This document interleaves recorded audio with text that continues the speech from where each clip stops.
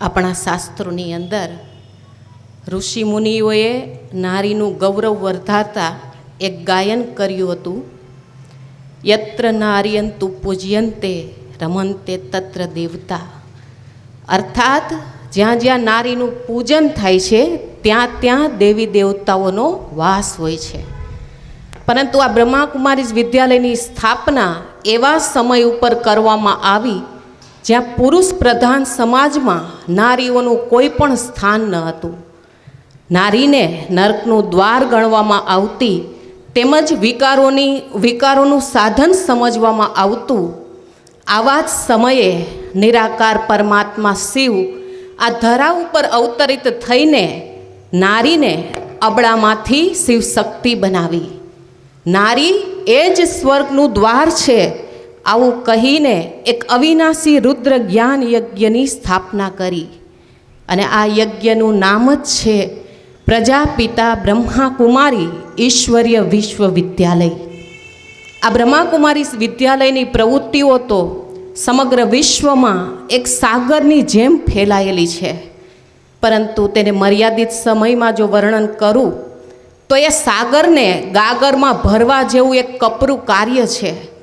છતાં પણ હું મારો નમ્ર પ્રયાસ કરીશ કે આ બ્રહ્માકુમારીઝ વિદ્યાલયની પરિચય આપવાની જે સુવર્ણ તક મને મળી છે એ બદલ હું અતિ ગર્વની લાગણી અનુભવ કરું છું. આ વિદ્યાલયની સ્થાપના 1936 અને 37ની અંદર વર્લ્ડ ઓલમાઇટી ઓથોરિટી નિરાકાર પરમાત્મા શિવે એક સાકાર માધ્યમ પ્રજાપિતા બ્રહ્માના રથ દ્વારા સિંધ હૈદરાબાદમાં કરી હતી. આ વિદ્યાલય આજે છેલ્લા 28 વર્ષોથી સમાજની અવિરત સેવાઓમાં ઉપસ્થિત છે.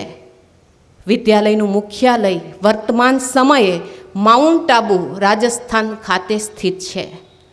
વિશ્વના 5 મહાદ્વીપોમાં ભારત ઉપરાંત વિશ્વના 140 દેશોની અંદર લગભગ 8500થી પણ વધુ સેવા કેન્દ્રો આ બ્રહ્માકુમારીઝ વિદ્યાલયના આવેલા છે.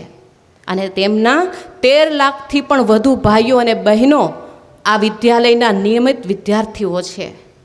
તેમજ મારી જેવી હજારો બહેનોએ પોતાના જીવનને આ ઈશ્વરીય સેવામાં સમર્પિત કરી સાધના અને આધ્યાત્મિકતાના બળેથી અનેક મનુષ્યોના જીવનને સંપૂર્ણ નિર્વિકારી અને નિર્વ્યસની બનાવ્યા છે. બ્રહ્માકુમારીઝ વિદ્યાલય આંતરરાષ્ટ્રીય સ્તર પર આધ્યાત્મિક શિક્ષણ આપતી સામાજિક અને પારિવારિક સંસ્થા છે.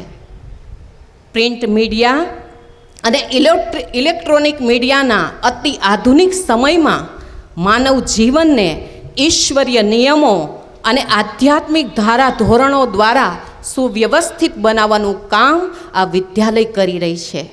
એટલું જ નહીં પરંતુ સમાજના અલગ અલગ વિભિન્ન વર્ગોની આધ્યાત્મિક સેવા અર્થ બ્રહ્માકુમારીઝ વિદ્યાલયની ભગીની સંસ્થા રાજયોગા એજ્યુકેશન એન્ડ રિસર્ચ ફાઉન્ડેશનના અંતર્ગત 20 એવી અલગ અલગ વિંગોની સ્થાપના કરવામાં આવી છે, જેવી કે મેડિકલ વિંગ, એજ્યુકેશન વિંગ, મહિલા વિંગ, યુથ વિંગ, આવી અનેક વિંગોની સ્થાપના કરાઈ છે.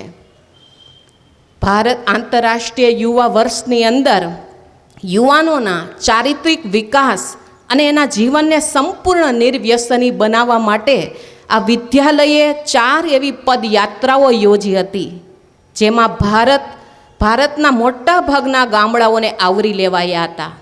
અને જેનો મુખ્ય હેતુ હતો ભારત દર્શનની સાથે સાથે ભારતના ગામડાઓના યુવાનો સુધી પહોંચીને જ્ઞાનની જ્યોતિ જગાડવાનો. અને આ પદયાત્રાનું સફળતા એ હતી કે જેટલા પણ યુવાનો આ પદયાત્રામાં જોડાયા હતા એમના જીવનને જોઈને અનેક યુવાનોએ પોતાના જીવનને પણ એના જેવો બનાવવાનો નિર્ણય કર્યો, તેમજ પોતાના જીવનને બીડી, સિગારેટ જેવા વ્યસનોથી સંપૂર્ણ મુક્ત કરવાનો વિચાર પણ વ્યક્ત કર્યો.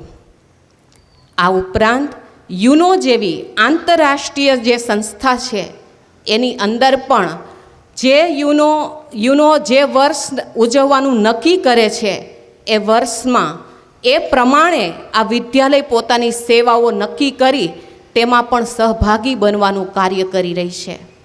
1987માં યુનો દ્વારા વિશ્વ શાંતિ દૂત એવો વર્ષ જાહેર કરવામાં આવ્યું હતું. ત્યારે પણ બ્રહ્માકુમારીઝ વિદ્યાલયે global cooperation for the better વર્લ્ડનો કાર્યક્રમ વિશ્વ સામે મૂક્યો કે જેના અંતર્ગત લોકોને કહેવામાં આવ્યું કે જો દરેક વ્યક્તિ આ વિશ્વ માટે 5 મિનિટ શાંતિનું દાન કરે. આપણે અત્યાર સુધી ધન દાન જોયું, વસ્ત્ર દાન જોયું, પરંતુ આવું એક અનોખું દાન જ્યારે માંગ્યું લોકો પાસે ત્યારે લોકોએ ખૂબ આશ્ચર્ય અનુભવ્યું. અને આ million minute of the peace કાર્યક્રમને પૂરા વિશ્વમાં સફળતા પ્રાપ્ત થઈ. આજે પણ ગાંધી નિર્વાણ દિવસે 30મી જાન્યુઆરીએ બપોરના 11 વાગે 2 મિનિટ મૌન પાળવામાં આવે છે. તો વિચાર કરવા જેવી બાબત એ છે કે વિશ્વની અનેક કરોડો મનુષ્ય આત્મા જો 5 મિનિટ વિશ્વને શાંતિનું દાન આપે ને તો આ વિશ્વ ઉપર ગજબ અસર થઈ શકે છે. એટલું જ નહીં, આ બ્રહ્માકુમારીઝ વિદ્યાલય મહિનાના 3જા રવિવારે આંતરરાષ્ટ્રીય યોગ દિવસ ઉજવે છે કે જેની અંદર વિશ્વના તમામ બ્રહ્માકુમારીઝ વિદ્યાલયના સેવા કેન્દ્રો સાંજે 6:30 વાગે બધા જ ભાઈ બહેનો સાથે મળીને ધ્યાન સાધના કરે છે કે જેના દ્વારા આખા વિશ્વમાં આવા શાંતિના પ્રકંપનો ફેલાવી શકે. અને આ જ શુભ ભાવના આ વિદ્યાલય વિશ્વ માટે પ્રગટ કરી રહી છે. અને આવા જ સુંદર કાર્યક્રમોની સફળતાને જોઈને યુનોએ આ વિદ્યાલયને આખા વિશ્વની અંદર શાંતિ સ્થાપન કાર્ય કરવા બદલ ગૌરવશાળી એવા શાંતિ પુરસ્કારો પણ પ્રદાન કર્યા છે.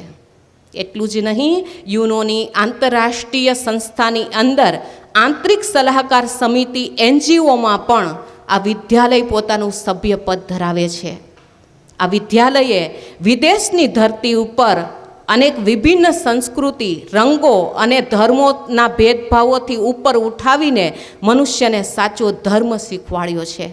અને એવા જ સમયે આખા વિશ્વને એક સૂત્રમાં બાંધવા હેઠળ આ વિદ્યાલયના ભૂતપૂર્વ મુખ્ય પ્રશાસિકા દાદી જાનકીજીને કેમ્બ્રિજ યુનિવર્સિટી દ્વારા કેરેન્જ ઓફ કોન્સેન્સનો એવોર્ડ પણ પ્રાપ્ત થયો છે. આ વિદ્યાલયની ધ્યાન બાબત તો એ છે કે આ વિદ્યાલય કોઈ પણ પ્રકારની જ્ઞાતિ, જાતિ, તવંગર, ગરીબ, શિક્ષિત કે અશિક્ષિત કોઈ પણ ભેદભાવ વગર આ વિદ્યાલયની અંદર દરેક આત્માઓ આવી આ જ્ઞાનનું રસપાન કરી શકે છે. આ વિદ્યાલયના મુખ્યત્વે 2 વિષયો અહીંયા સમજાવવામાં આવે છે: સહજ જ્ઞાન અને સહજ રાજયોગ. સહજ જ્ઞાન કે જેમાં આત્માને સ્વયંની ઓળખ, પરમાત્મા પિતાની ઓળખ અને કર્મોની ફિલોસોફીનું સુંદર મજાના વિષયો ઉપર આ વિદ્યાલયમાં જ્ઞાન આપવામાં આવે છે. તેમજ યોગ જે આ વિદ્યાલયમાં શીખવવામાં આવે છે એ તો એક આધ્યાત્મિક પ્રભુ ફળ છે. આ જ્ઞાન અને યોગ એવી અક્ષીર જડીબુટ્ટી છે કે જે કોઈ મનુષ્ય થોડા સમય માટે પણ જો એને અપનાવે તો એના જીવનના અનેક પ્રશ્નોનું સમાધાન એ લાવી શકે છે, અનેક સમસ્યાનું નિવારણ કરી શકે છે.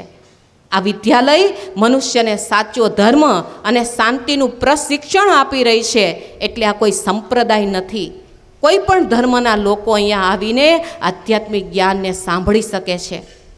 અંતે હું એટલું જ કહીશ કે ભારત દેશના લોકો જ્યારે પાશ્ચાત્ય સંસ્કૃતિ તરફ વળ્યા છે ત્યારે ભારતની આ સંસ્કૃતિને અને માનવીય મૂલ્યોને આજે વિશ્વની અનેક દેશોની ધરતી ઉપર પ્રસ્થાપિત કરવાનું સુંદર કાર્ય પરમાત્માએ બહેનોના માથા ઉપર મૂક્યું છે.